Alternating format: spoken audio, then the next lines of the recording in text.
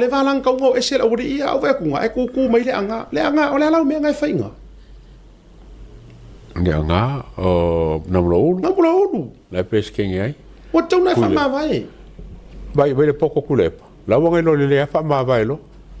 la waru esi ai ngofo kofi ia te au ele se me foi nga o e kong fa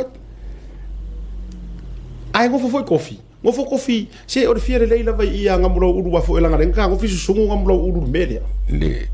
kelenga o e poko le anga la fa ma vai e manga kuri la vai nga e wo mai tau atu le atawa o le nale au mai le article ai o le observer fa pe na o mai ona saini le se lauli mas for miliona a mo le kapi o manga saini ka ko wa foringa mai la ko article o manga saini ka ko palmia o la ko information mo mai le Sydney Morning Herald ngo wingo pepa mai Australia mai el observer le el mele ya con wai o que fai ka wai o ngai ko te vai ngal mus pepa Sydney ai ya jau dango bo mana sau no le fionga di parmia press conference na fi e na tele mana o miss out Samoa ile famnianga lo no winga o re kali le nga o le yoi e saingi e saingi ele masaro salo langa ile ka kaunga nga miss out ai mana tu o le o mana fa manino e wong wong for go figa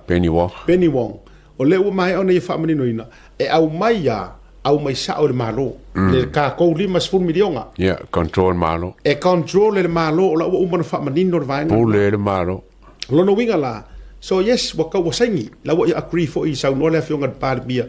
e le manga o e misi ka ko mai fa muyanga a o le fa ngaina Malaysia la vaenga wa o mana fa manino mai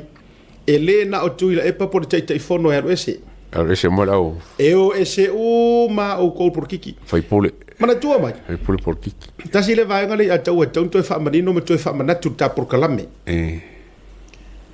e kusa pesa ka alo le mau Samoa pesa e coach le manu Samoa a o lea wa e le por kiki ne wa fai pole wa fai pole pe o kiki mai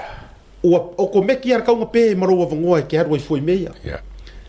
wai le a taua leanga o le requirement le ai ke le ialu le paroka you must resign wai ke aula o le makua conflict of la wori ia kasi le mai nga de tauna to sira to am sira mamau ia fa mo le la fionga il tai o le malo ai me se fo ise tu la fono fainga mana tu mai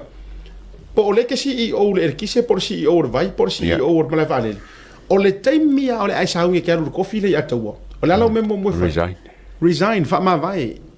ele ma fainga e aru e ke aru ke kamoi a o le ala vai ke ua se nga ruenga maualunga malo posto finga so to me la e fa pe nga fo ilale requirement e tauna o il mele ka ma fit